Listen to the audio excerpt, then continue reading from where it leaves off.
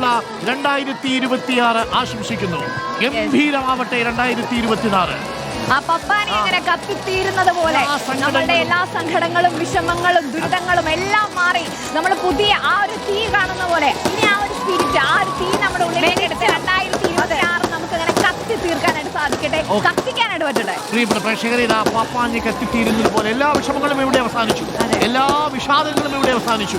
ഇനി വരാൻ പോകുന്നത് സമൃദ്ധിയുടെ, സന്തോഷത്തിന്റെ, സ്നേഹത്തിന്റെ, കൂടുതൽ ഉണർവിന്റെ, ഉന്മേഷത്തിന്റെ, ആഘോഷങ്ങളുടെ, ആനന്ദത്തിന്റെ, എല്ലാം നന്മയുടെ 2026, തുല്യതയുടെ, നീതിയുടെ 2026 നമ്മൾ വരവേൽക്കാൻ പോകുന്നു. അങ്ങനെ പാപ്പാഞ്ഞ് കത്തി നമ്മുടെ ഇന്ത്യയിലും 2026 എത്തി. ഇനി 1/1/2026. ഇനി 1/1/2026. അപ്പോൾ പ്രിയപ്പെട്ട പ്രേക്ഷകരെ, വളരെ സന്തോഷം. എല്ലാ പ്രേക്ഷകർക്കും ഒരിക്കൽ കൂടി നമ്മൾ പുതുവത്സരാശംസകൾ നേരുന്നു.